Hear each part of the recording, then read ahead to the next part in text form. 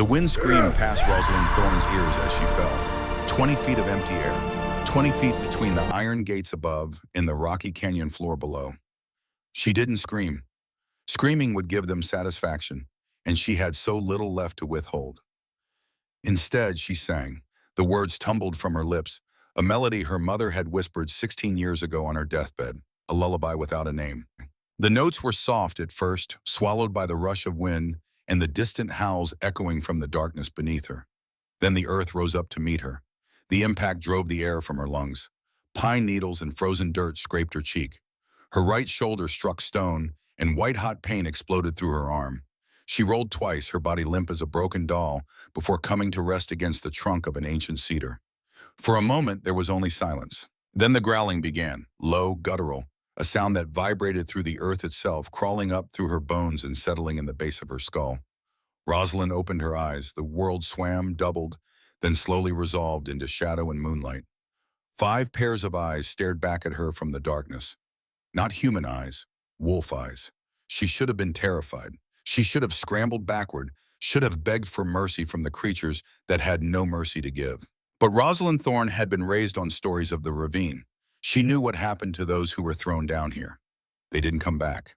So instead of fear, she felt something else, something colder and sharper. Relief. At least it would be quick. The largest wolf stepped forward. Its fur was black as midnight, matted with mud and scars that spoke of battles fought in the dark. Its eyes were the color of winter ice, pale blue and utterly alien. It was massive, easily the size of a grizzly bear, with shoulders broad enough to carry the weight of the world, or to crush a 22-year-old woman's skull in a single bite. Rosalind closed her eyes again. She continued to sing, the lullaby spilling from her lips like a prayer. Her voice cracked on the high notes, wavered on the low ones, but she didn't stop. The black wolf lowered its head. She felt its breath on her face, hot, metallic. The smell of wild things and deep forests and something darker she couldn't name. Its nose pressed against her neck, right above her racing pulse, and inhaled deeply. Rosalind's voice faltered. The wolf pulled back, tilted its head, and then, impossibly, it sat down. Not in a crouch, ready to spring. Not with teeth bared and hackles raised. It sat the way a trained dog might sit before its master, haunches on the ground, tail still, waiting. The other 4 wolves followed suit. One by one, they lowered themselves to the earth, their massive bodies forming a semicircle around her broken form. They weren't attacking. They were bowing. High above, on the iron walkway that ringed the ravine's edge, voices erupted in chaos. Rosalind couldn't make out the words, but she heard the disbelief in their tone, the confusion, the fear. The black wolf turned its head toward the light above and let out a sound that was not a howl. It was deeper than that, older. A declaration that rolled across the canyon like thunder before a storm. When the echo faded, the wolf looked back at Rosalind. Its ice-blue eyes met hers, and in that gaze she saw something that shouldn't have been there. Recognition. But that was impossible. Rosalind had never seen this creature before. She would have remembered eyes like that. The wolf rose to its feet and moved closer. So close she could have reached out and touched the coarse fur of its chest. Instead, it was the wolf that moved first, pressing its broad forehead gently against her injured shoulder. The pain in her arm flared, then suddenly cooled. Not gone, but muted, as if wrapped in wool. Rosalind gasped. The black wolf turned and began walking toward a darker shadow in the canyon wall. A cave, she realized. The entrance was narrow, barely visible between 2 massive boulders covered in moss and creeping vines. The wolf paused at the threshold and looked back at her. Waiting. It was an invitation. Rosalind Thorne, who had spent 16 years learning to read the unspoken commands of her betters, understood. She struggled to her feet, cradling her injured arm against her chest, and followed the creature into the dark. Behind her, the 4 other wolves fell into formation, a silent guard escorting her, not to her execution, but to sanctuary. The last thing she heard before the cave swallowed her whole was the sound of metal gates slamming shut above. Someone was sealing the ravine. Someone wanted to make very sure that whatever had just happened down here would never see the light of day again. 16 years earlier, Rosalind's mother had told her a secret, not with words. Dr. Helena Thorne had been too weak for words by then, her body ravaged by an illness that had come on sudden and vicious as a winter storm. But she had pressed a silver locket into her daughter's small palm and closed her fingers around it. "Keep this safe," Helena had whispered, her voice paper thin. When you're old enough to understand, open it, but not before my little Rose. Promise me. Rosalind, only 6 years old and terrified of the gray pallor creeping across her mother's face, had promised. 3 hours later, Helena Thorne was dead. The official story was pneumonia. The PAC's physician, a stern man named Dr. Corvus, had signed the death certificate himself. Natural causes, he'd written in his neat clinical script. A tragedy, but not uncommon for healers who work themselves to exhaustion, caring for others. The PAC had mourned appropriately. Elder Marigold Ashbourne had organized a small memorial service in the estate's chapel. Dorian Gravesend, who had only recently assumed the role of acting alpha after the previous leader's sudden passing, had given a speech about Helena's dedication to her craft. No one mentioned that Helena had been perfectly healthy 3 days before her death. No one mentioned the strange burn marks on her fingertips that Dr. Corvus had carefully hidden beneath white cotton gloves before the viewing. No one mentioned that her final patient had been Dorian himself. But Rosalind remembered. She remembered her mother coming home that night, hands trembling as she scrubbed them raw at the kitchen sink. She remembered Helena pulling her close and whispering, "If anything happens to me, you stay small, you stay quiet, you survive." At 6 years old, Rosalind hadn't understood. At 22, she understood perfectly. Survival meant keeping your head down. Survival meant scrubbing floors until your knees bled and saying yes, ma'am, and no, sir, even when they spat in your face. Survival meant being so unremarkable that no one remembered you were there at all. For 16 years, Rosalind had survived. She had become a ghost in the house that had once been her home. She cleaned the windows her mother had once looked through while preparing medicines. She dusted the shelves that had once held Helena's medical journals. She washed the bed sheets in rooms where her mother had saved lives. And every night she clutched the silver locket and wondered what secret her mother had died to protect. She had opened it, of course, not immediately. She'd waited until she was 12, until she was old enough to understand, as her mother had said. Inside, she'd found two things. The first was a photograph so old it had yellowed at the edges. It showed her mother as a young woman, perhaps 20 years old, standing beside a man Rosalind didn't recognize. They were both wearing white coats, the kind physicians wore, and they were smiling. Truly smiling, not the careful, measured expressions people wore in formal portraits. On the back, in her mother's handwriting, "The day we discovered the truth, there is no curse, only gifts misunderstood." The second item was stranger. A pressed flower, small and delicate, with petals the color of dried blood. Beneath it, more words in that familiar script. "Your gift is your curse. Your curse is your gift. When the time comes, you will understand, my little Rose. I'm sorry I won't be there to see it." Rosalind had read those words 1,000 times over the years, trying to wring meaning from them like water from stone. Gift? She had no gift. She was Omega class, the lowest of the low in the PAC hierarchy. She couldn't shift, couldn't hear the PAC bond, couldn't even smell the subtle pheromone markers that others use to navigate their social world. She was defective, broken, a genetic dead end. That's what they told her anyway. Evangeline Frost had been particularly creative in her descriptions. "You're a stain on good bloodlines," she'd said once, her voice sweet as poisoned honey. "If your mother hadn't been such a talented healer, they would have exiled you years ago." Rosalind had learned not to respond to such comments. Silence was safer than words. Words could be twisted, used against you. Silence couldn't betray you. She had kept her mother's locket hidden beneath her shirt, close to her heart, where no one could see it, where no one could take it away, until tonight. Tonight, as she'd been dragged from her small room in the servants' quarters, the chain had broken. The locket had fallen to the floor with a soft clink, spinning across the wooden boards until it came to rest near Evangeline's elegant shoe. Evangeline had picked it up with 2 fingers, as if it were contaminated. "How quaint," she'd said, examining it with cold eyes. "Sentiment from a dead woman. I suppose that's all you have left, isn't it?" Rosalind had lunged for it, had actually broken free from the guard's grip for half a second before strong hands yanked her back. "Please," she'd said, hating the desperation in her voice but unable to stop it. "Please, it's all I have of her." Evangeline had smiled then, a real smile, full of teeth and triumph. "Then consider it payment," she'd said, slipping the locket into her pocket. "For all the years we've wasted feeding and housing a useless mouth." That had been 2 hours ago. Now, deep in the cave beneath the ravine, Rosalind sat with her back against the cold stone and mourned not her impending death, but the loss of that small silver circle that had held her mother's final message. She would never know what the words meant now. She would never understand the gift, or the curse, or whatever truth her mother had tried to leave behind. The black wolf lay a few feet away, its massive body radiating warmth in the damp chill of the cave.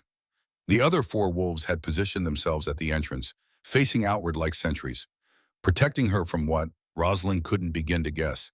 She should have been afraid.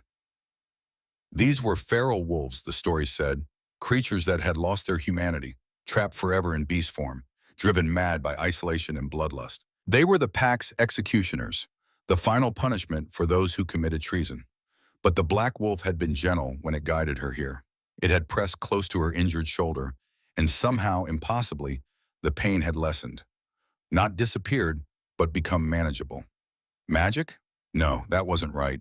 The pack's magic was all about transformation, about the shift between human and wolf. This was something different. I don't understand, Rosalind said aloud, her voice echoing softly in the enclosed space. Why didn't you kill me? The black wolf's ear twitched at her words, but it didn't respond, couldn't respond. Ferals didn't have human speech anymore. Everyone knew that. They wanted you to tear me apart, she continued, speaking more to herself than to the creature. That's the whole point of the ravine. You're supposed to be mindless, savage. The wolf lifted its head and looked at her with those ice-blue eyes. There was nothing mindless in that gaze. What are you? Rosalind whispered. The wolf rose to its feet, and for a moment her heart stuttered with fear. But it didn't approach her. Instead, it moved to a darker corner of the cave, where the shadows were thickest. And then it began to change. Rosalind had seen the shift before, of course. Living among werewolves for 16 years, it was impossible not to witness the transformation, at least occasionally. But those shifts had been smooth, practiced, almost beautiful in their fluidity. This was different. This was agony. The wolf's body convulsed, bones cracking and reshaping with sounds like breaking branches. Its fur receded in patches, revealing skin that was too pale, stretched too tight over reforming muscle. The creature threw its head back in what would have been a howl if its throat hadn't been caught mid-change between beast and man. Rosalind pressed herself against the cave wall, torn between horror and fascination. The transformation took nearly a full minute, far longer than the seconds it should have required.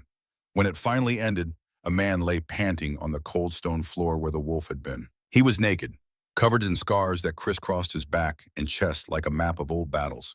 His hair was dark, long enough to brush his shoulders, and matted with the same mud that had clung to the wolf's fur. But it was his eyes that made Rosalind's breath catch. Still ice blue, still utterly alien, still impossibly familiar. The man pushed himself up on trembling arms, his muscles shaking with the effort. When he finally managed to sit, he looked at her and his cracked lips formed a single word. Rose, her mother's nickname for her, a name she hadn't heard spoken aloud in 16 years. How do you know that name? The question came out sharper than she'd intended, edged with something between fear and desperate hope. The man's smile was bitter. Because I promised her I would protect you. I'm sorry it took me this long.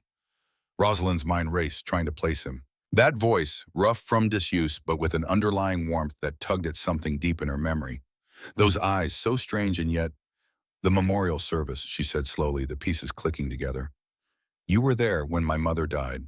You stood in the back. You were just a boy. 13, he confirmed. You were 6. You wore a black dress that was too big for you, and you didn't cry during the entire service. You just held that locket like it was the only thing keeping you tethered to the earth. A locket she no longer had. The loss of it hit her again, sharp and sudden. I'm Matthias, the man said. Matthias Silverscar, and I'm not supposed to be alive. The name struck her like a physical blow. Matthias Silverscar, the Alpha's only son, the heir to the Silverscar bloodline. He had died 10 years ago in a hunting accident. The whole pack had mourned for months. You can't be, Rosaline said flatly. Matthias Silverscar is dead. That's what Dorian wanted everyone to believe. Matthias leaned back against the cave wall, wincing as the movement pulled at muscles that clearly hadn't been used in their human configuration for a very long time. It was easier than explaining what he'd done to me. I don't understand. I know. Matthias closed his eyes for a moment, and when he opened them again, they were filled with a weariness that went bone deep. That's the problem. No one understood except your mother, and Dorian made sure she couldn't tell anyone. Rosalind's throat tightened. What are you saying? I'm saying that Dorian Gravesend murdered Dr. Helena Thorne because she discovered what he is. Matthias's voice was steady, but his hands were clenched into fists. And what he did to me to cover it up. The cave suddenly felt smaller, colder. Rosalind wrapped her good arm around herself, trying to process what he was telling her. Start at the beginning, she said, please. Matthias nodded slowly. He glanced toward the cave entrance, where the four other wolves still stood guard, then back to her. 18 years ago, he began, Dorian Gravesend was nobody, fourth in line for Alpha succession, with no real prospects and a lot of ambition. He wanted power, but he lacked the strength to take it through challenge, so he looked for another way. Poison, Rosalind said quietly. Worse. He found an old grimoire in the Pack's archives, pre-civilization stuff, from when magic was wild and uncontrolled. It contained a formula for something called Nightshade Serum. Supposedly, it could enhance a wolf's natural abilities, make them stronger, faster, more dominant. Let me guess, Rosalind said. It didn't work the way he thought it would. He tested it on himself first, I'll give him that much. Matthias's laugh was hollow. Mixed it into his wine one night, drank the whole glass. Within hours, he was screaming. The serum didn't enhance his wolf, it poisoned it. Poisoned him. Started breaking down the barrier between human and beast, little by little. Rosalind thought of Dorian's eyes, how they sometimes flashed amber at odd moments, how his temper had grown increasingly volatile over the years, how he sometimes seemed to lose track of conversations mid-sentence, as if his mind were somewhere else entirely. He's been fighting it for 18 years, she said, every single day. Matthias's expression was grim, and he's losing. In another fight, maybe 10 years, he won't be able to maintain human form at all. He'll be trapped as a beast, conscious but unable to shift back. A living hell. Then why hasn't he? Rosalind stopped, already knowing the answer. Asked for help, confessed? Matthias shook his head. Because admitting what he'd done would mean admitting he'd tampered with forbidden magic. The pack would have executed him, so instead he killed everyone who got close to the truth. My mother figured it out. Your mother was brilliant. There was genuine warmth in Matthias's voice now. She'd been researching rare genetic conditions, trying to understand why some wolves couldn't shift. And in the process, she discovered something about Nightshade Serum that Dorian had missed. What? That it could be cured. Not easily, but it was possible. She came to him, offered to help, wanted to work with him privately, save his reputation while saving his life. Matthias's jaw tightened.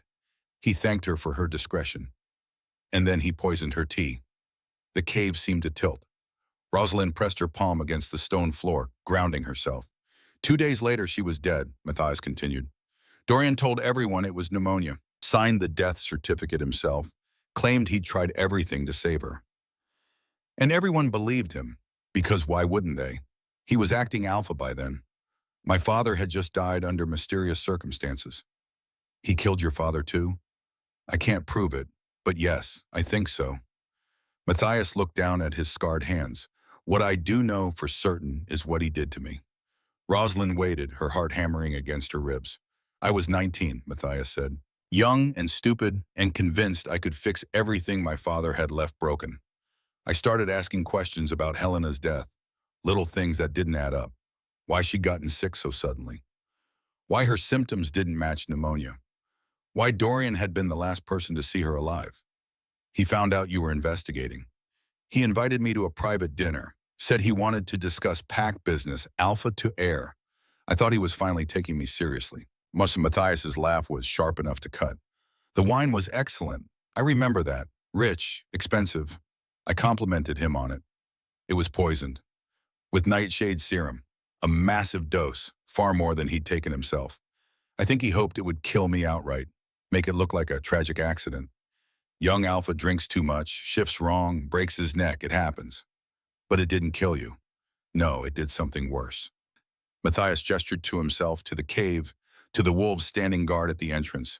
It locked me in wolf form, trapped me between human consciousness and beast instinct, with no way to shift back. And then he threw me down here, into the ravine, and told everyone I'd died in a hunting accident. Rosalind's throat was tight. You've been down here for 10 years? Me and 4 others, my beta, Garrett, my pack physician, Dr. Silas, my tracker, Finn, and a kid named Tobias who had the bad luck to witness Dorian dosing my wine. Matthias nodded toward the wolves at the cave entrance. We've been trapped in beast form, barely holding on to our minds, for a decade. How? The word came out as a whisper. How did you stay sane? Matthias's expression softened slightly. Your mother. She was already dead.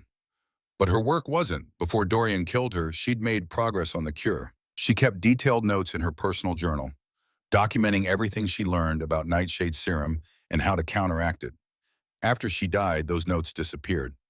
Dorian took them. That's what I thought too. But when I first shifted down here, when I felt my mind starting to slip into pure animal instinct, I smelled something. Something that cut through the madness like a knife. What? Your mother's scent. Matthias's eyes were distant now, remembering. It was clinging to a piece of cloth someone had left in the cave. An old medical coat, stained with herbs and medicines. I didn't know how it got there, but I held on to it like a lifeline. Every time the beast tried to take over completely, I would breathe in that scent, and it would ground me. Rosalind's breath caught. That's not possible. Scent fades. After 10 years, it should have, Matthias agreed. But this didn't. It stayed strong, stayed clear, like it was preserved somehow. Magic, maybe, or something else. Something in your mother's blood that we didn't understand. The null gene, Rosalind said slowly. Matthias's head snapped up. What? In the locket, the one Evangeline took. My mother left a note. It said something about gifts and curses. I never understood what she meant, but Rosalind touched her injured shoulder, thinking of how the pain had lessened when the black wolf pressed against her. I've always been different. I can't shift, can't feel the pack bond. They call me defective. You're not defective. Matthias's voice was fierce. Your mother called it the null gene, a rare genetic mutation that makes someone immune to the magic that transforms us. It neutralizes the lycanthropic virus in the bloodstream. That's why you can't shift. But it's also why you can reverse magical poisoning, counteract dark enchantments, heal curses. Rosalind shook her head, the implications too vast to process. If that's true, if my mother knew I had this gene, why didn't she use my blood to cure Dorian? Because she was terrified of what he would do if he knew. Matthias's expression was grim. Think about it, Rose. If Dorian knew that you carried the cure to his condition in your very blood, do you think he would have let you live a normal life? Or would he have kept you locked away, a living medicine cabinet to be tapped whenever his symptoms got too bad? He would have kept me prisoner, at best, at worst. Matthias didn't finish the sentence. He didn't need to. So she hid me, made sure I seemed worthless, unremarkable. Rosalind's voice was hollow. She let them treat me like I was broken so that Dorian would never look twice at me.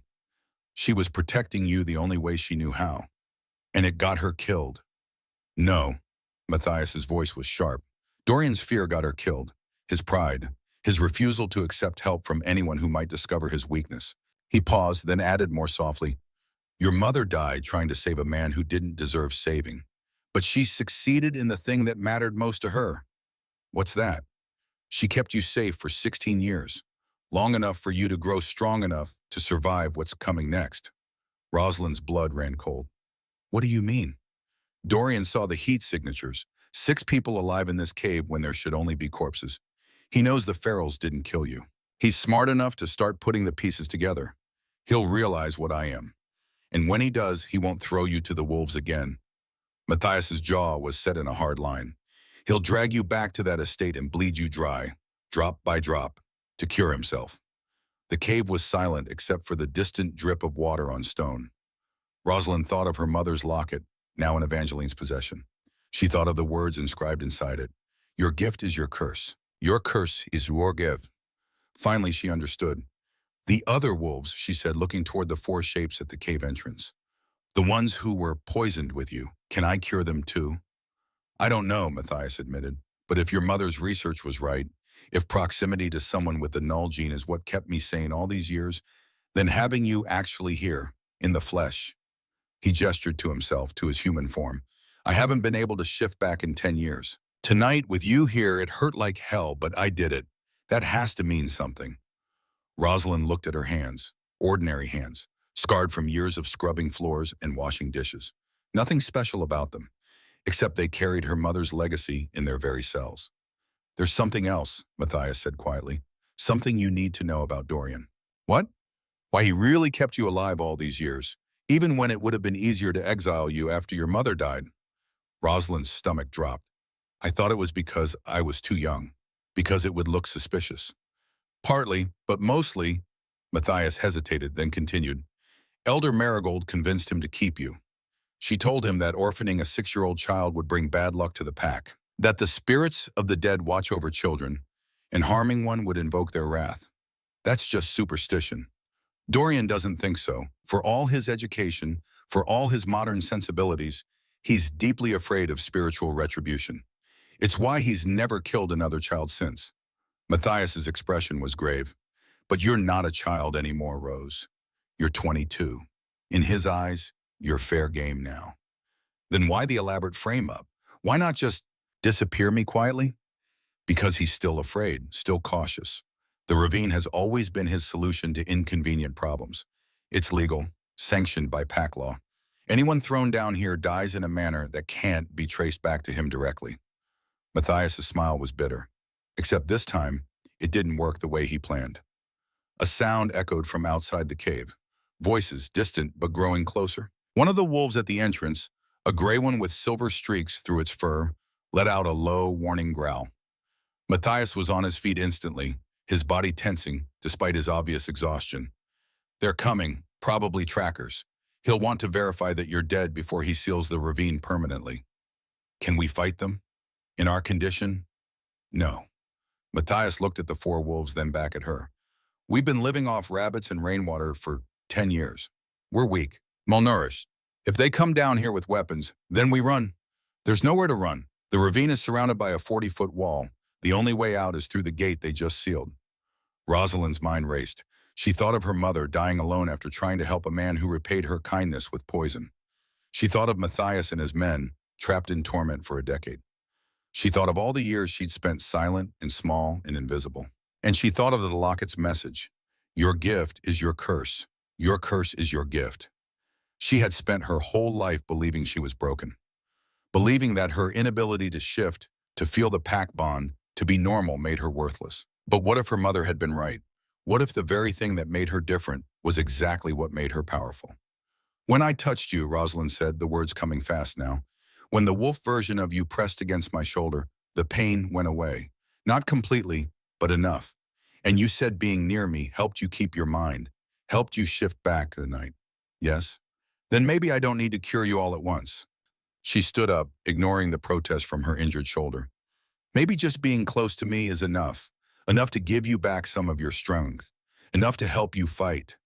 Matthias stared at her for a long moment. Then slowly he smiled. It transformed his face, making him look younger, less haunted. Your mother would be proud of you, he said. Before Rosalind could respond, footsteps echoed from above, multiple sets of boots on stone, and then a voice, cold and familiar, calling down into the darkness. Rosalind Thorne, I know you're alive down there. I can hear your heartbeat. Dorian Gravesend. Matthias's hand found hers in the darkness. His skin was fever warm, his grip strong despite the tremor she could feel in his fingers. Whatever happens, he whispered, don't let him take you alive, promise me. But Rosalind was done making promises to men who wanted to control her. Done being small and silent and obedient. She had her mother's gift running through her veins. She had 5 wolves who bowed to her instead of killing her, and she had nothing left to lose. I'm done running, she said, loud enough for Dorian to hear. Above them, there was a pause. Then Dorian's voice again, tinged with something that might have been surprise or respect. Then come up here and face judgment like the traitor you are. Rosalind looked at Matthias, at the 4 wolves who had turned to face her with eyes that glowed in the darkness, at the cave that had been their prison for 10 years. And she made her choice. No, she called back. If you want me, Dorian Gravesend, you'll have to come down here and get me yourself. Let's see if your poison makes you brave enough to face the wolves you created. Silence, then the sound of metal scraping against metal, the gate being opened. Matthias's grip on her hand tightened. Whatever you did, he said, you just declared war. Good, Rosalind replied. I'm tired of peace. And deep in the cave, where the darkness was thickest, something that had been sleeping for 16 years began to wake. Her mother's gift, her mother's curse, the power to heal or the power to destroy. Rosalind was about to find out which one she truly inherited. The gate didn't open. Rosalind stood at the mouth of the cave, Matthias beside her and the 4 wolves flanking them like sentinels, waiting for Dorian to make good on his threat. But the grinding of metal ceased halfway through, leaving the gate wedged open just wide enough to throw something through. Not a weapon, a person.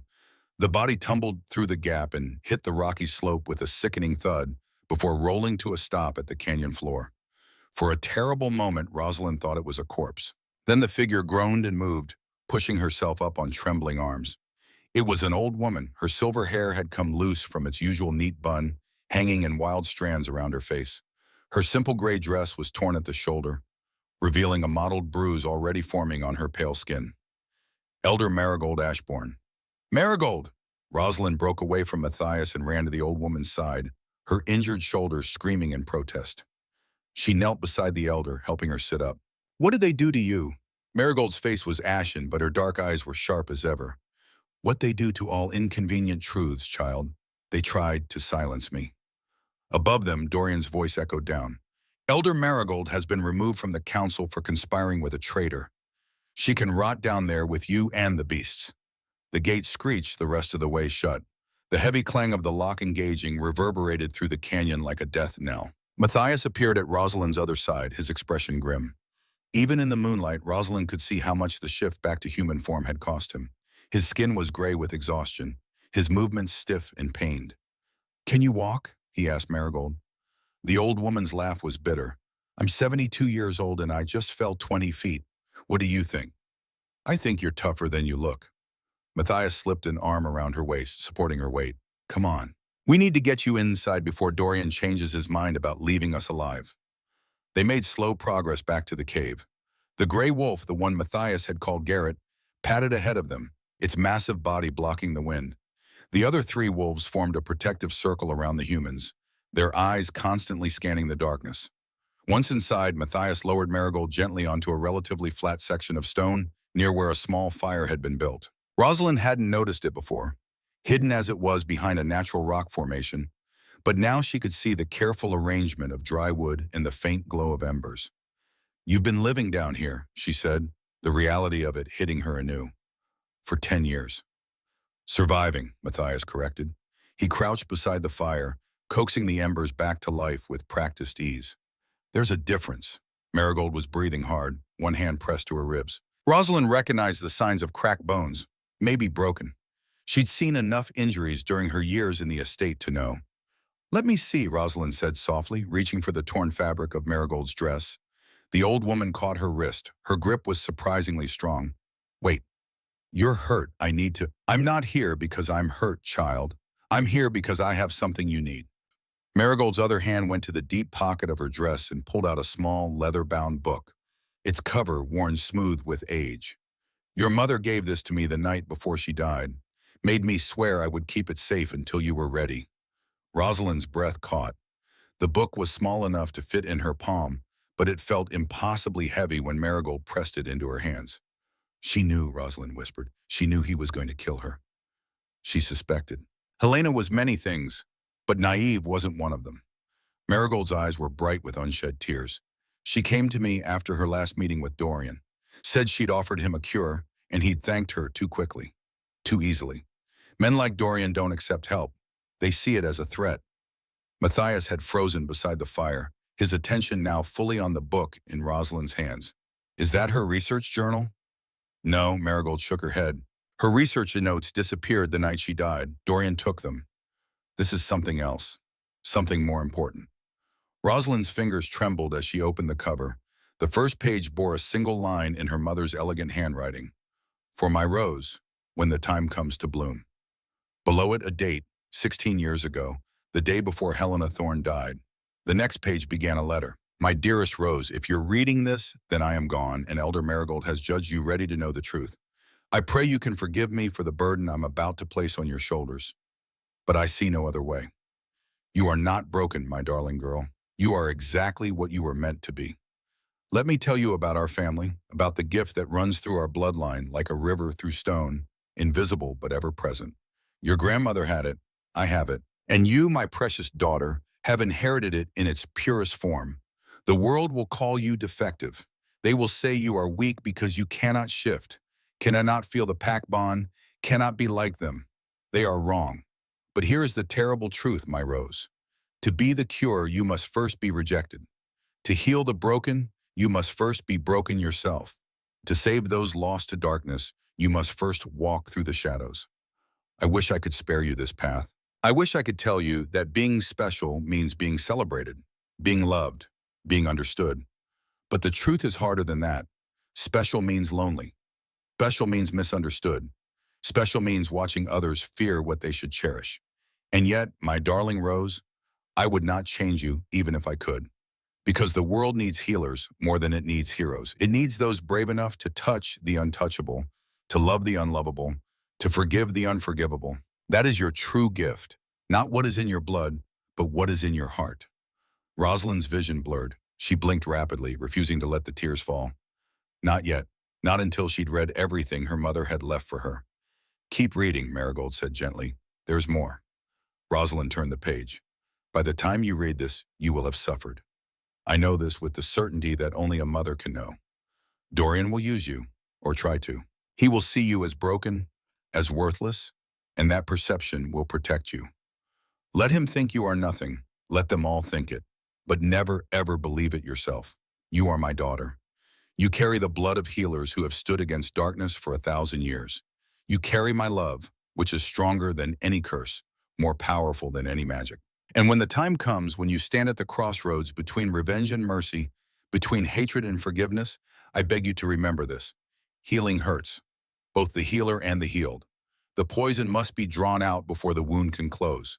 The infection must be exposed before it can be cleansed. And sometimes the only way to truly heal someone is to show them the depth of their own sickness. Dorian Gravesend is a poisoned man. He has been dying slowly for years, and his fear has made him monstrous. By the time you read this, he may have done terrible things, unforgivable things. But I learned something in my research, something that haunts me still. Dorian didn't poison himself out of ambition or cruelty. He did it out of love. Rosalind's head snapped up. What? Matthias's expression was carefully neutral as he continued reading aloud. I know this will be hard to believe. It was hard for me to believe, too. But I found his original notes hidden in the grimoire he used, and they told a different story than the one he's been living. 18 years ago, Dorian had a wife. Her name was Margaret. She was pregnant with their first child. She fell ill during the pregnancy. Something terrible. Something that wouldn't respond to normal medicine.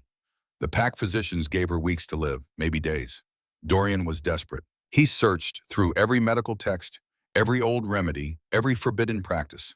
And he found the nightshade serum. The grimoire claimed it could strengthen healing abilities. He thought he could cure himself first, then use his enhanced blood to heal his wife. It didn't work. The serum poisoned him instead. And by the time he realized what had happened, Margaret was dead. The baby died with her. He has been trying to outrun that grief ever since. Trying to prove he's strong enough, powerful enough, worthy enough to lead. Trying to convince himself that their deaths meant something. But grief that deep doesn't heal with power. It festers. It corrupts. It turns a man who wanted to save his family into a man who destroys everyone who gets too close.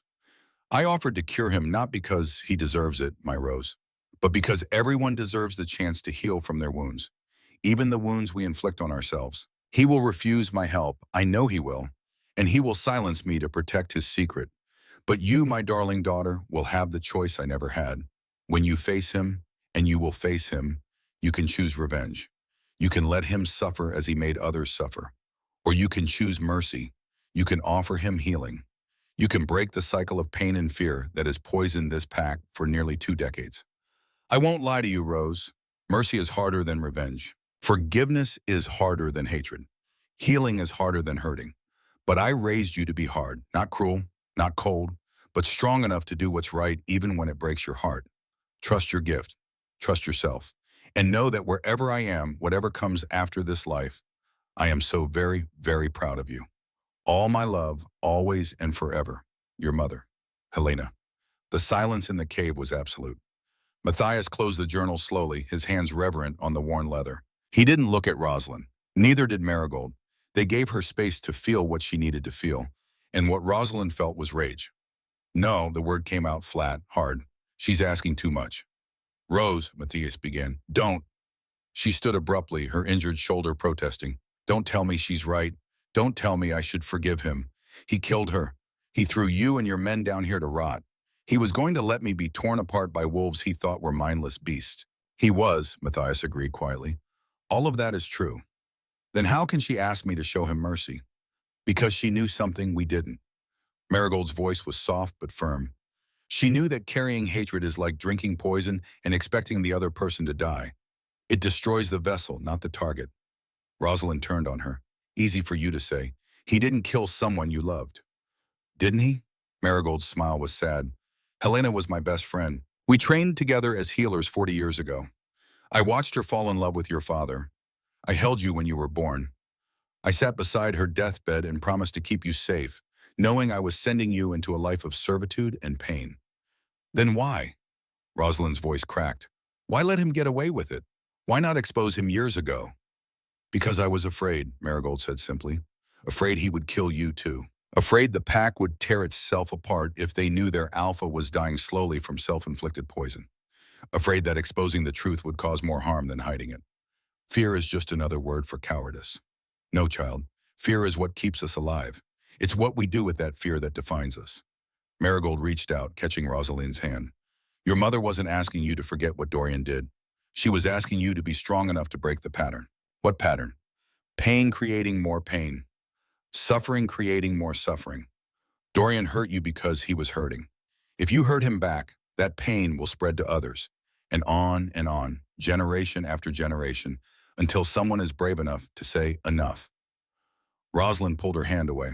I'm not brave, I'm angry. You can be both. Before Rosalind could respond, one of the wolves at the cave entrance, a rust-colored one she thought might be Finn, let out a low warning growl. Matthias was on his feet instantly, his body tensing despite his obvious exhaustion. What is it? The growl came again, more insistent this time, and then Rosalind heard it too. Footsteps, multiple sets, moving carefully down the canyon slope. He sent trackers, Matthias said grimly. He wants proof you're dead. Let them come, Rosalind said. The rage was still burning in her chest, hot and fierce. Let them Rose, you're injured. Marigold can barely walk. We can't fight. I'm not going to fight them. Rosalind moved toward the cave entrance, ignoring Matthias's attempt to stop her. I'm going to talk to them. They won't listen. Then they'll see me, and they'll have to go back and tell Dorian that I'm alive. She looked back at him, at Marigold, at the wolves who had protected her when they should have killed her. My mother hid for 16 years. She stayed small and quiet and hoped it would keep me safe. But it didn't. It just delayed the inevitable. So what are you going to do? I'm going to stop hiding. Rosalind stepped out of the cave into the moonlight. I'm going to make them see me. 3 figures were descending the slope, moving with the practiced ease of wolves who knew this terrain. They carried tranquilizer guns, not regular weapons. Dorian wanted her alive after all. Good. That gave her an advantage. The lead tracker stopped when he saw her, his hand going up to halt the others. In the moonlight, Rosalind recognized him. Morgan. He'd been one of the guards who dragged her to the ravine. Young, maybe 25, with dark hair and eyes that had looked almost apologetic when he'd shoved her through the gate. Rosalind Thorne, Morgan called out, his voice echoing off the canyon walls. Alpha Gravesend wants confirmation of your status. You can see my status perfectly well from there, Rosalind called back. I'm alive, whole, and very, very angry. Morgan's 2 companions shifted uneasily. One of them whispered something Rosalind couldn't hear. The Alpha also wants to know, Morgan continued, the status of the ferals. Are they neutralized? Rosalind smiled. It wasn't a kind smile. Why don't you come down here and find out? As if summoned by her words, the 5 wolves emerged from the cave behind her. They moved with purpose, with coordination, forming a line between Rosalind and the trackers. The 2 younger trackers raised their tranquilizer guns. Morgan didn't. Those aren't ferals, he said slowly. Ferals don't move like that. They don't cooperate. No, Rosalind agreed, they don't. Morgan took a step forward, studying the wolves more carefully. His eyes widened when he focused on the largest one, the black wolf with ice-blue eyes. That's impossible, he breathed. That can't be. Matthias Silverscar, Rosalind finished for him, along with Garrett Ironwood, Doctor, Silas Whitlock, Finn Rivers, and Tobias Ember. The men your Alpha poisoned 10 years ago and threw down here to die. One of the younger trackers laughed nervously. That's insane. They're dead. The whole pack mourned. The whole pack was lied to. Rosalind's voice rang clear across the canyon. Just like I was lied to about my mother's death. just like you're all being lied to about what Dorian Gravesend really is. Morgan's jaw was tight. Careful, Thorne. That sounds like treason. Is it treason to tell the truth? It is if the truth destabilizes the pack. The pack is already unstable. It's been unstable for 18 years, ever since your alpha poisoned himself trying to play God. Rosalind took a step forward. The wolves moved with her, a synchronized guard. Go back to Dorian. Tell him I'm alive. Tell him the Ferals are alive and human and ready to testify about what he did. And tell him that I'm done being afraid of him. Morgan's hand went to the radio at his belt. Alpha Gravesend, this is Morgan. The target is alive and the Ferals are not as reported. Dorian's voice crackled back, sharp with anger. What do you mean, not as reported? I mean, they're not Ferals, sir. They're coherent. They're organized. And one of them is Matthias Silverscar. Static filled the silence. When Dorian spoke again, his voice was carefully controlled. You're mistaken. Matthias Silverscar is dead. With respect, sir, I don't think I am. More silence. Then bring her up. Use whatever force is necessary. Morgan's companions raised their tranquilizer guns. Morgan himself didn't move. He was staring at the Black Wolf, at those distinctive ice-blue eyes. I was a boy when he died, Morgan said quietly, more to himself than to anyone else. 10 years old. My sister cried for weeks. She was in love with him, or thought she was. Matthias the Golden, we called him. The perfect heir. Your sister was right to mourn, Rosalind said. But she was mourning a lie. Matthias didn't die. He was murdered, and he's been suffering for 10 years because of it. Even if that's true, what am I supposed to do? Disobey the Alpha's direct order? I'm asking you to make a choice, to decide what kind of man you want to be. Rosalind met his eyes. The kind who follows orders without question?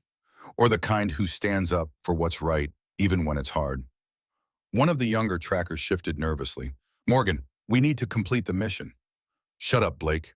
Morgan hadn't looked away from Rosalind.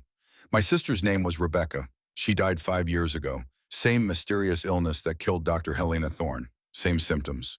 Same sudden onset. And the last person to treat her was Dorian. Rosalind finished softly. Morgan's expression cracked. For a moment, he looked like he might cry. Then his face hardened into something colder. Something determined. I can't help you escape, he said, but I can give you time. Dorian will expect a report within the hour. If I delay it, if I say we're still assessing the situation, you'll have maybe 2 hours before he sends more trackers. Better armed ones. Why would you do that? Because my sister deserves justice. Morgan turned to his companions. Stand down. We're returning to base for additional equipment. But the Alpha said, I know what the Alpha said. I'm overruling him. This situation requires a specialized response team. Morgan's voice was hard. Move out, now. The two younger traitors exchanged glances, then slowly lowered their weapons. They began climbing back up the slope, leaving Morgan standing alone. 2 hours, he repeated, looking back at Rosalind. Use them wisely. Then he was gone, disappearing into the darkness with his team. Rosalind released a breath she hadn't realized she was holding. Behind her, she heard movement. Matthias, still in wolf form, was shifting. The transformation was smoother this time, faster, though it still looked painful. When he stood before her again as a man, his expression was grave. That bought us time, Bunt, he said. But time for what? We still can't escape. The walls are too high and the gate is sealed. We don't escape, Rosalind said, her mother's journal burning in her mind. We face him. Rose, he'll kill you. Maybe, or maybe my mother was right. Maybe the only way to heal a poisoned pack is to expose the poison.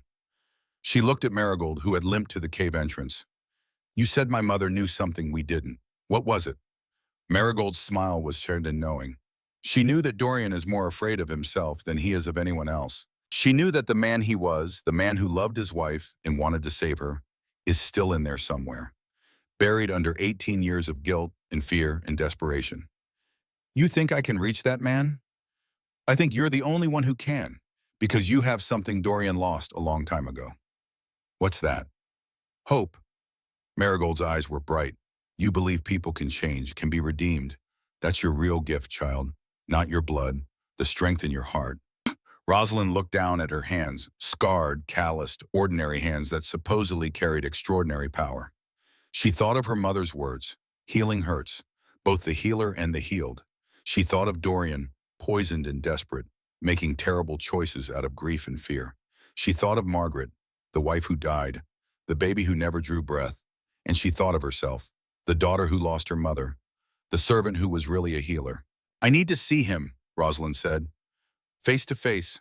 No weapons, no guards, just him and me. He'll never agree to that, Matthias said. Yes, he will, because I'm going to offer him something he wants more than anything else in the world. What? Rosalind met his ice-blue eyes. A cure, and the truth about what really happened to his wife. Marigold's sharp intake of breath told Rosalind she'd guessed right. You know something, Rosalind said to the old woman, about Margaret, about how she really died. Helena made me swear never to speak of it. My mother is dead. Your oath died with her. Rosalind's voice was gentle but firm. Please, Marigold, if I'm going to heal Dorian, I need to understand what broke him. The old woman looked ancient in the moonlight, worn down by decades of keeping secrets. Finally, she nodded. Margaret didn't die of illness, Marigold said quietly. She died of poison, nightshade serum specifically. Matthias's expression went cold. He tested it on his pregnant wife? No, she took it herself. Marigold's voice was heavy with old grief. Dorian made the serum for himself, but he was afraid to test it. Margaret found his notes, read about how it was supposed to enhance healing. She was dying, Rose. Dying slowly and painfully, while their baby grew inside her. She thought if she took the serum, she might become strong enough to survive. She didn't tell him, Rosalind whispered. She wanted to surprise him, wanted to show him she could be cured. Marigold's tears fell freely now. She took a full dose in secret, and it killed her within hours. Killed the baby with her. Dorian found her, Matthias said. It wasn't a question. He was the first to respond to her screams. He saw what the serum did to her. Saw his wife transform into something between woman and beast. Saw her suffer. Saw her die knowing she'd killed their child, trying to save it. Marigold's voice broke. And then he made a choice that would haunt him forever. He took the serum himself, Rosalind said, to see if he could have saved her, to understand what she went through, to punish himself for leaving the formula where she could find it. Marigold's expression was haunted. He told me once, years later, when the madness was starting to take hold, that living with the poison was his penance, that he deserved to suffer the way Margaret suffered. The pieces clicked into place. Dorian's obsession with control, his fear of weakness, his willingness to destroy anyone who got close to the truth. He wasn't just protecting his position as Alpha, he was protecting his punishment. He wanted to suffer, believed he deserved it, and anyone who tried to take that suffering away, anyone who offered him forgiveness or healing or peace, was a threat to the narrative of guilt he'd built his entire life around. My mother understood that, Rosalind said softly. That's why she knew he would kill her, because she was offering him something worse than death. Absolution, Marigold confirmed. Rosalind looked up at the sealed gate, at the walls that trapped them, at the moonlight that barely penetrated the darkness of the ravine, and she made her decision. Matthias, can you shift one more time? He looked at her warily. Probably. Why? Because I need you to howl, as loud as you can, loud enough for the whole estate to hear. What good will that do? It will let Dorian know that we're not hiding anymore, that we're done being his dirty secret. Rosalind's smile was sharp, and it will scare him, because a feral wolf doesn't howl in harmony with 4 others. But 5 men who remember who they are, they do. Understanding dawned in Matthias's eyes. You want to prove to the pack that we're not ferals, that we're still human. I want them to question everything they've been told. I want them afraid and confused and demanding answers. Rosalind turned to Marigold. Can you climb? At my age, with broken ribs? That's not what I asked. Marigold's smile was fierce. I've climbed worse in better condition. What do you need? When they come back, when they bring equipment to extract us by force, I need you at the top of that wall. I need you to speak for me. To tell them what you know about Helena, about Margaret, about all of it. They'll call me a traitor. They'll call you a truth teller, and that's more dangerous to Dorian than any weapon. Rosalind looked at the 4 wolves waiting patiently by the cave. Gentlemen, I'm about to ask you to do something that might get us all killed. But if we succeed, we end 18 years of lies. The black wolf stepped forward and pressed its head against her palm. Permission, trust, partnership. Rosalind's hands sank into the coarse fur, and she felt that strange cooling sensation again. The pain in her shoulder had been a dull throb all night, but now it faded almost completely. Her gift, her mother's legacy. Then let's wake up this pack. she said. And in the darkness of the ravine, 5 wolves threw back their heads and sang. It wasn't the chaotic howling of beasts. It was harmony. 5 distinct voices weaving together into something ancient and powerful and unmistakably human. A song of mourning and defiance. A song of the lost and the found.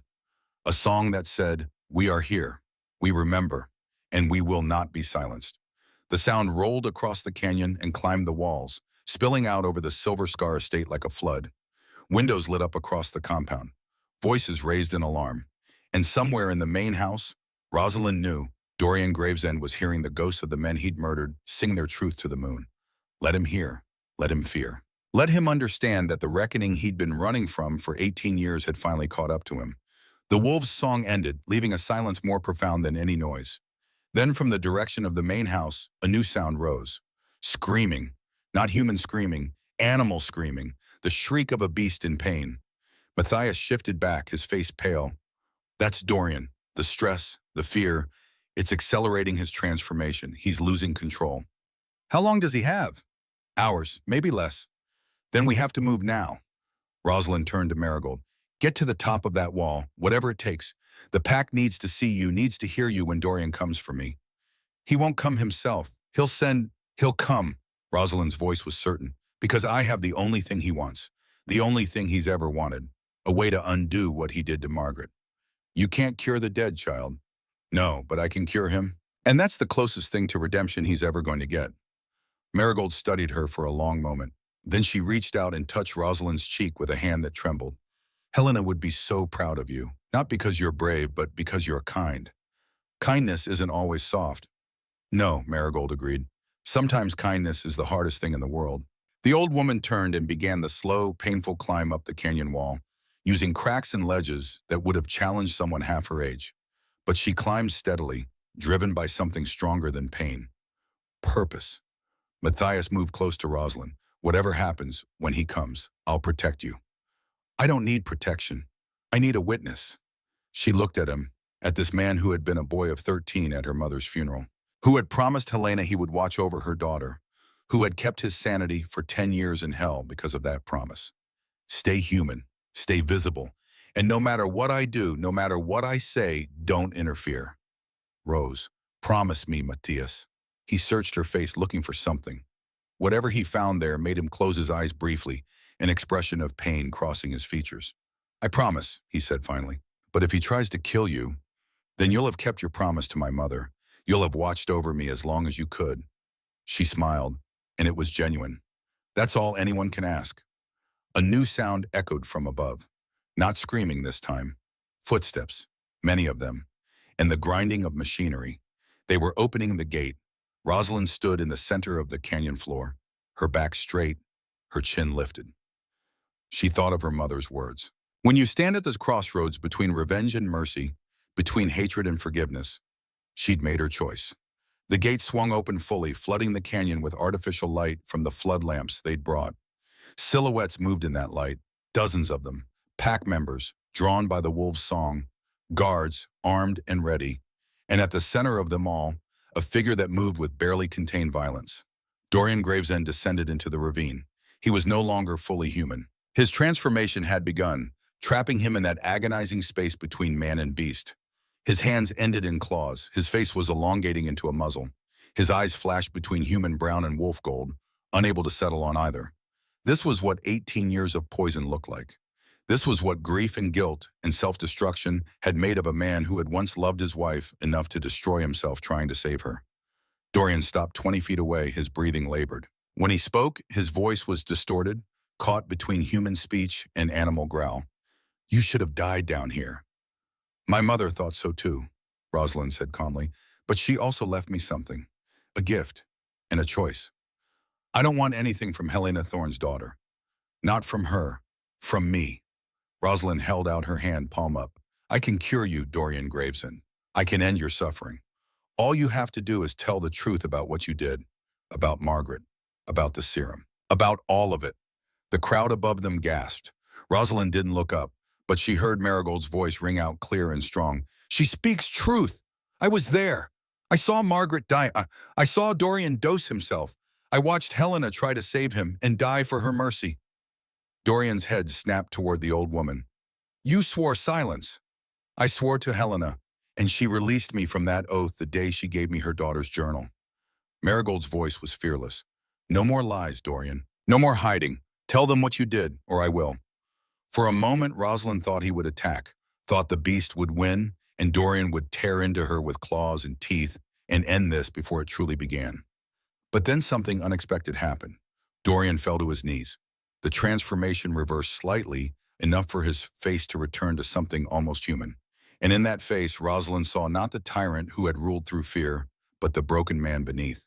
I loved her, he said, and his voice cracked like ice breaking. I loved Margaret more than my own life, and I killed her.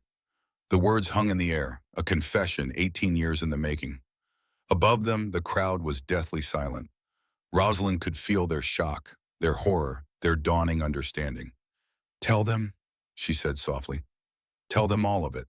And Dorian Gravesend, acting alpha of the Silver Scar Pack, destroyer of lives, keeper of terrible secrets, began to speak. He told them about the grimoire, about the formula, about Margaret's illness and his desperation, about finding her dead, their baby dead, his whole world dead. He told them about drinking the poison himself, not to gain power, but to punish himself, to suffer as she had suffered. He told them about Helena offering to cure him and how her kindness had felt like an insult to Margaret's memory. He told them about Matthias asking questions, about the 4 men who had discovered the truth, about throwing them into the ravine and telling himself it was necessary. It was survival. It was what an alpha had to do. He told them everything. And when he was finished, when the last terrible truth had been spoken, he looked at Rosalind with eyes that were fully human again. Now you know what I am, he said. A murderer, a liar, a monster. No, Rosalind said, and she meant it. You're a man who made terrible choices out of unbearable pain, but you're also a man who can still choose differently. She knelt before him, this broken alpha, this poisoned soul, this father who had lost everything, and she offered him her hand. Let me heal you, she said, not because you deserve it, but because my mother believed everyone deserves the chance to heal from their wounds, even the wounds we inflict on ourselves. Dorian stared at her hand like it was a snake. Why, after everything I've done to you, why would you? Because someone has to break the cycle. Someone has to choose mercy. And my mother spent 16 years preparing me to be that someone. Above them, the pack watched. Marigold watched. Matthias and his men watched. Everyone waited to see what choice would be made in that moment. Revenge or redemption, hatred or healing. Dorian's clawed hand trembled as he reached out. When his fingers touched hers, Rosalind felt the connection ignite between them like a struck match. The healing was about to begin. The moment Rosalind's hand touched Dorian's, the world went white. Not a gentle fade, not a gradual brightening, a sudden violent burst of light that exploded from their joined hands and radiated outward in waves that made the air itself shimmer. Rosalind felt it coursing through her veins like liquid fire. The gift her mother had passed to her, dormant for 22 years, roaring to life with a force that drove her to her knees. Her free hand pressed against the cold stone of the canyon floor, grounding her as power she didn't understand flooded every cell in her body. It wasn't painful. It was overwhelming, like trying to contain an ocean in a teacup. Through the brilliance, she could see Dorian. His body was convulsing, the transformation that had been slowly destroying him for 18 years, suddenly reversing at impossible speed. Fur receded, claws shortened, the elongated muzzle compressed back into a human jaw. But it was more than physical. Rosalind could feel it somehow, could sense the poison being drawn out of his system like venom from a wound. The dark magic of the Nightshade Serum, 18 years worth of accumulated corruption, flowing out of Dorian and into her, where it dissolved like shadow in sunlight. Her blood didn't just neutralize the magic, it consumed it, transformed it, turned darkness into something that could be safely released into the air like smoke. Rosalind's vision blurred. She was dimly aware of voices shouting above them, of movement in the crowd, but it all seemed distant, unimportant. There was only the healing, only the connection between her hand and Dorian's, only the terrible intimacy of feeling another person's pain as if it were her own. And she understood in that moment what her mother had meant. Healing hurts, both the healer and the healed. Because to truly heal someone, you had to take their pain into yourself, had to carry it, even if only for a moment, had to be willing to touch the darkness inside them without flinching, without judgment, without turning away. The light began to fade, slowly at first, then faster, until finally it guttered out like a candle flame. Rosalind collapsed forward, catching herself on trembling arms. Her whole body felt like it had been wrung out and left to dry. Every muscle ached. Her head pounded, her mouth tasted like copper. But she was alive. And when she looked up, Dorian Gravesend was fully human for the first time in 18 years.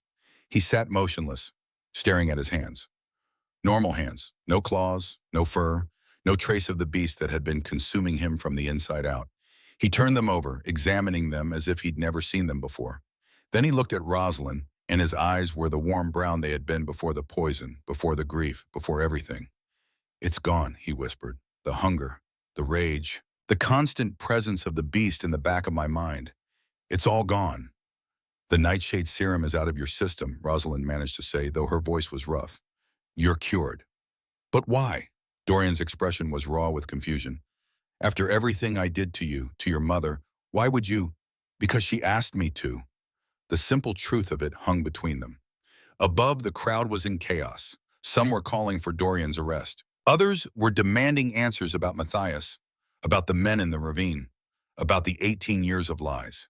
But Elder Marigold's voice cut through the noise like a blade. "Silence!"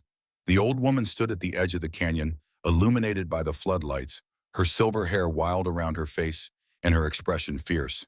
She looked like some ancient goddess, terrible and beautiful, and utterly unafraid. "You want answers?" Marigold called out. "Then listen. Listen to what this girl just did. Listen to what her mother died trying to teach us." The crowd quieted, though the tension remained thick enough to choke on. "Helena Thorne knew that Dorian Gravesend had poisoned himself," Marigold continued, her voice ringing clear across the canyon. "She knew he was dying. She knew what he had done to Matthias Silverscar and his men. She knew all of it, and she offered him mercy anyway." "He killed her for it," someone shouted from the crowd. "Yes, he did." Marigold's expression was hard. "He killed her because he was too afraid to accept forgiveness, too consumed by guilt to believe he deserved healing.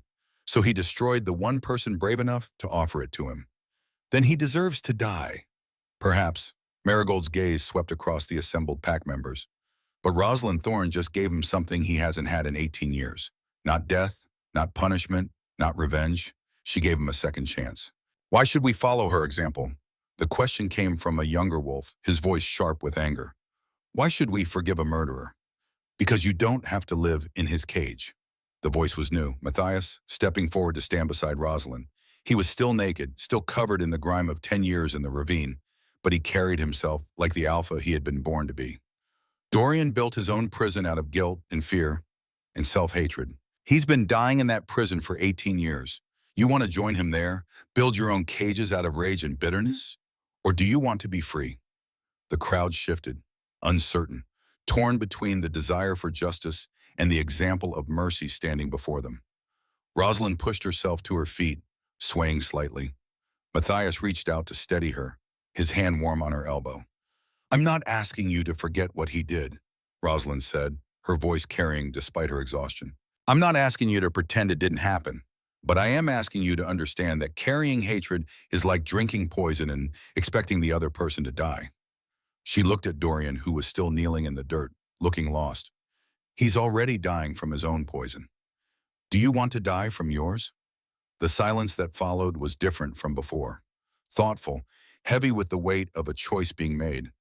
Finally, a woman stepped forward from the crowd. She was middle-aged, with kind eyes and graying hair pulled back in a practical bun. Rosalind recognized her vaguely as one of the pack's teachers. "What do you propose we do with him?" the woman asked. "If not execution, then what?" Rosalind hadn't planned this far ahead. Hadn't thought beyond the healing, beyond breaking the cycle her mother had died fighting against. But the words came anyway, flowing from some deep well of certainty she hadn't known she possessed.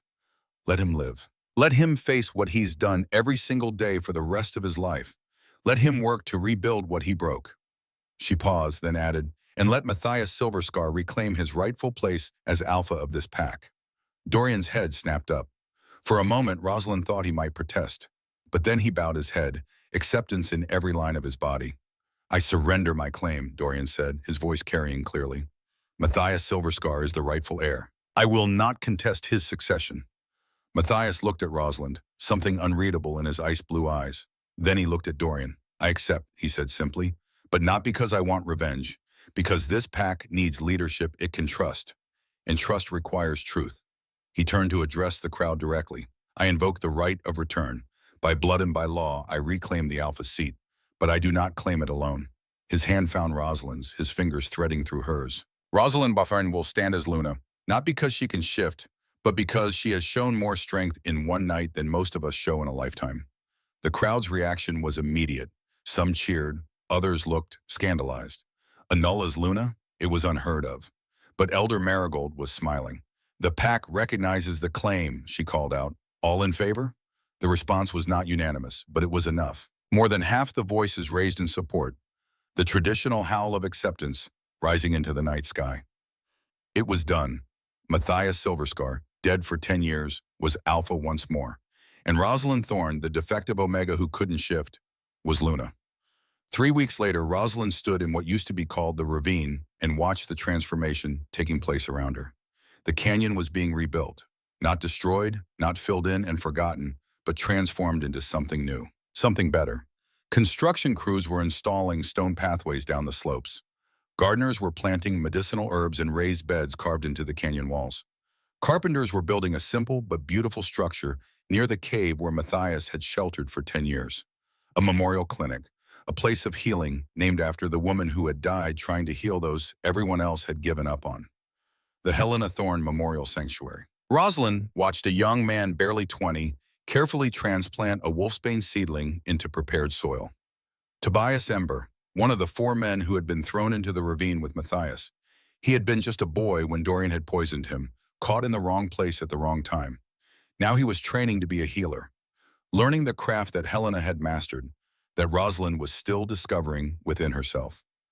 The wolfsbane is ironic, don't you think? A voice said beside her. Rosalind turned to find Evangeline Frost standing a few feet away. The woman looked different than she had 3 weeks ago, smaller somehow, less polished. Her expensive clothes had been replaced with simple work attire, and her perfectly manicured hands were dirty with soil. It's medicinal in small doses, Rosalind said carefully. The relationship between them was still fragile, still healing. Poisonous in large ones. I suppose that makes it appropriate. I suppose it does. Evangeline was quiet for a moment, watching Tobias work. He's good at this. Patient, gentle. He'll make a fine healer. He will. Better than I ever was. Evangeline's smile was bitter. I've spent 10 years trying to build something out of fear and desperation. 10 years manipulating Dorian, controlling the pack through him, thinking if I could just make myself indispensable enough, valuable enough, he might actually love me. Rosalind said nothing. Let the silence create space for Evangeline's confession. I framed you because I was afraid, Evangeline continued. Afraid that if Dorian discovered you had your mother's gift, he would use you to cure himself. And once he was cured, he wouldn't need me anymore. Wouldn't need the stability I provided, the image of the perfect couple I helped him maintain. So you tried to have me killed. I tried to eliminate a threat. I told myself it was strategic, necessary. Evangeline's voice cracked. I told myself a lot of things to avoid admitting the truth, which is that I'm not evil. I'm just desperately, pathetically lonely. Evangeline finally looked at Rosalind directly. And loneliness makes people do terrible things. Rosalind thought of her mother's journal, thought of the passage about healing requiring the healer to touch darkness without flinching. You're here, she said, working, trying to rebuild. That counts for something. Does it? Evangeline's laugh was hollow. I destroyed your life, stole your mother's locket, threw you to the wolves to be torn apart. And you're telling me that planting herbs counts as redemption? I'm telling you that redemption is a process, not a destination. Rosalind knelt beside one of the garden beds, running her fingers through the rich soil. My mother taught me that everyone deserves the chance to heal from their wounds, even the wounds we inflict on ourselves. Your mother was a better person than I'll ever be. Maybe, but she was also human, flawed, afraid sometimes. Rosalind looked up at Evangeline. She just chose to let her fear make her kinder instead of crueler. Evangeline was silent for a long moment. Then slowly she knelt beside Rosalind and picked up a trowel. Teach me, she said quietly. Teach me how to plant something that heals instead of destroys. So Rosalind did. They worked side by side in the dirt, the former servant and the woman who had tried to kill her, planting hope in the place where death was supposed to reign. And if Evangeline wept while she worked, Rosalind pretended not to notice. Dorian's penance took a different form. He had moved into a small cabin on the far edge of the estate, away from the main house he had ruled from for 18 years. Every morning he walked to the ravine, now the memorial sanctuary, and worked. He hauled stone. He mixed mortar. He built the walls that would house the clinic where Helena's legacy would live on. He didn't speak much, didn't make excuses, or try to justify what he had done. He simply worked, his hands blistered and bleeding, his back bent under the weight of physical labor. Rosalind watched him sometimes, from a distance. Watched this man who had killed her mother, who had thrown her to the wolves, who had destroyed so many lives in his desperate attempt to outrun his own guilt. And she felt, not forgiveness, exactly. She wasn't sure she could forgive him, but she felt something close to it. Something like pity mixed with understanding. One afternoon, as the sun was setting and painting the canyon walls gold, Dorian approached her. He kept his distance, respectful of the space she needed. "The foundation is finished," he said. "Dr. Silas inspected it, said it's solid, should last 100 years. That's good. There's something else." Dorian pulled something from his pocket, something that caught the light and gleamed silver. "I found this, in Evangeline's things. She was going to throw it away, but I thought you should have it." Her mother's locket. Rosalind's breath caught. She reached out, her hand trembling, and Dorian placed the silver chain in her palm. "I'm sorry," he said. "I know that's inadequate. I know it doesn't change anything, but I am sorry." Rosalind opened the locket. The photograph was still there, yellowed but intact, her mother's young face smiling up at her, and beneath it the pressed flower and the inscription, "Your gift is your curse. Your curse is your gift." She understood it now, finally, completely. "She forgave you," Rosalind said quietly. In her journal, "She forgave you before you even asked." "I don't deserve that." "No, you don't." Rosalind looked up at him, at this broken man trying to rebuild himself one stone at a time. "But she gave it anyway. That's what mercy is. Not earned, just given." Dorian's eyes were wet. Do you think you could ever?" "I don't know," Rosalind said honestly. "Ask me again in a year, or 10, or 20. Maybe by then I'll have an answer." "That's fair." Dorian nodded, accepting this. "I'll keep working. Keep trying to build something good out of all the destruction I caused. That's all anyone can do." He turned to leave, then paused. "She would be proud of you, your mother. Not just for healing me, for being the kind of person who could choose mercy when revenge would be easier." Rosalind said nothing, but she closed her hand around the locket, feeling the cool metal warm against her skin. Her mother's gift, her mother's legacy, and now finally her own. 18 months after the night of return, as the pack had taken to calling it, Rosalind stood in the completed memorial sanctuary and watched Evangeline hold her newborn daughter. The tiny girl had her mother's delicate features and her father's serious eyes. Dorian stood nearby, looking at his child with a mixture of wonder and terror. "I don't deserve this," he whispered. "I don't deserve a second chance." "No one deserves grace," Rosalind said, watching from nearby. "That's what makes it grace." Evangeline, exhausted but glowing, looked up. "I want to ask you something important." "What?" "Will you be her godmother? Will you guide her the way your mother would have guided you if she'd lived?" Rosalind's throat tightened. She looked at the baby, at this new life born from ashes and forgiveness, and the slow, painful work of rebuilding broken people. "On one condition," she said, "anything. You teach her the truth, not the sanitized version, not the story that makes her father look better than he was. You teach her about Margaret, about my mother, about the terrible choices people make when they're drowning in grief. And you teach her that healing is always possible, but it's never easy." Evangeline nodded solemnly. "I promise." "Then yes, I'll be her godmother." She took little Helena from Dorian's arms, holding her with the confidence that came from months of training new mothers in the sanctuary. The baby was warm and solid and perfect, full of potential and possibility. "Hello, little one," Rosalind whispered.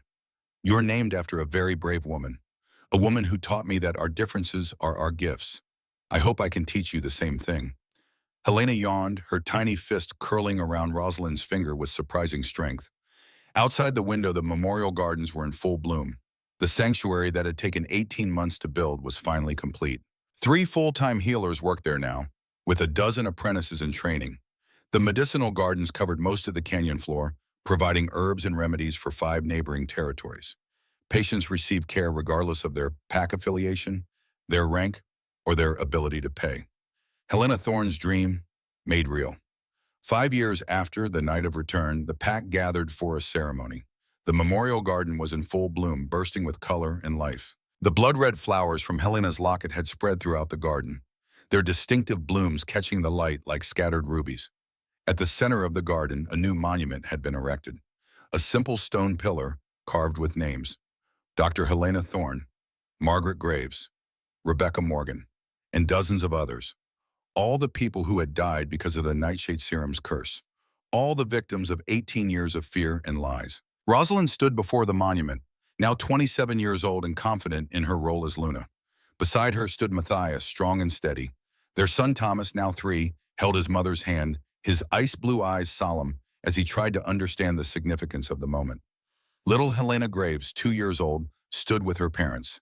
Evangeline had her hand on her daughter's shoulder, while Dorian stood slightly apart, as he always did. Still present, still working to rebuild, still seeking forgiveness he knew he might never fully receive. Elder Marigold, now 77 and frail but still sharp as ever, stepped forwards to speak. "We gather here today," she said, her voice carrying across the assembled pack, "to remember those we lost, to honor their memories, and to commit ourselves to never forgetting the lessons their deaths taught us." She placed a hand on the monument. "We learned that power without compassion is tyranny, that strength without mercy is cruelty, that survival without purpose is merely existence." She turned to face Rosalind. "And we learned that the most broken among us can become the most powerful healers, that those who suffer deepest can offer the greatest comfort, that our wounds, when properly tended, become our wisdom." Rosalind stepped forward and placed her own hand on the cool stone. "My mother taught me that healing hurts," she said. "That to cure the world, you first have to be willing to feel its pain. I didn't understand that when I was younger. I thought healing should be gentle, easy, painless." She looked around at the assembled pack, at faces both familiar and new, at people who had suffered and survived, who had made terrible mistakes and found their way back to themselves. But real healing isn't easy. It's messy and complicated, and sometimes it feels like it's breaking you apart rather than putting you back together. She smiled, and it was genuine. "But it's worth it. Every scar, every tear, every moment of doubt and pain and fear. It's all worth it to get here, to this moment, to this garden, to this community we've built from ashes." She pulled little Thomas forward. "This is what we're building for. Not for ourselves, but for them, for the next generation. So they can grow up knowing that mistakes don't define us, that forgiveness is possible, that even the deepest wounds can heal if we're brave enough to tend them." Matthias moved to stand beside her, his hand finding hers. The bond between them hummed, not the magical bond of other wolves, but something deeper, stronger, built on choice and commitment and years of standing together through darkness.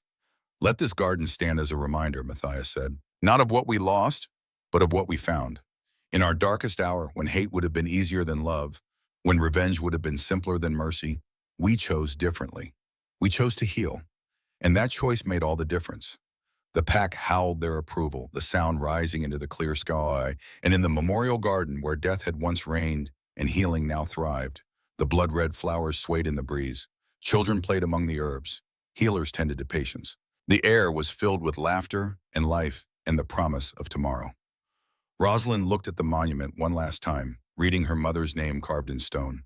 "Thank you, Mama," she whispered, "for everything, for the gift, for the curse, for teaching me that they were always the same thing." As the sun set over the transformed canyon, painting everything gold, Rosalind felt Matthias's arm around her waist. "Ready to go home?" he asked. She looked at the sanctuary, at the people she'd healed and the people who'd healed her, at the garden growing where death had once dwelled. "I am home," she said, and she was. 10 years after the night of return, Rosalind returned alone to the cave. It was early morning, the mist still clinging to the garden paths. She carried a basket of fresh cuttings from the memorial flowers. But first, she had something else to do. She sat on the cold stone floor where Matthias had sheltered for 10 years, where he had held on to his sanity through sheer force of will. The cave had been preserved as part of the memorial, a reminder of what suffering looked like when it was endured rather than inflicted. She opened the locket she still wore every day. The photograph had faded more over the years. The pressed flower was brittle now, but her mother's words remained clear. "I understand now, Mama," Rosalind said softly. Being different isn't a weakness, it's a responsibility. The gift of seeing the world differently, of feeling pain more deeply, of being able to touch darkness without being consumed by it. That's not a curse at all. It's grace. She heard footsteps. Matthias, she knew without looking. He always knew when she needed him. He entered and sat beside her, not speaking, just present. The world is broken in 1,000 ways, Matthias said quietly. We can't fix all of them, but we can fix the ones in front of us. One person at a time, one wound at a time, one choice at a time. Like my mother did, like your mother did, like you're doing, like our children will do after us. Rosalind leaned into him, drawing comfort from his presence. Finally, she stood. I have flowers to plant, a garden to tend, people to heal. The work never ends. No, she agreed, but that's not a curse either. It's a gift. She held out her hand to him, and he took it. Together, they walked out of the cave and into the sunlight, leaving the shadows behind. The memorial garden waited for them. The children waited for them, the pack waited for them, and Rosalind Thorne, daughter of Helena, Luna of the Silver Scar Pack, walked forward to meet the future. Not broken, not cursed, not weak, but healed, and healing, and whole, the way her mother had always known she could be.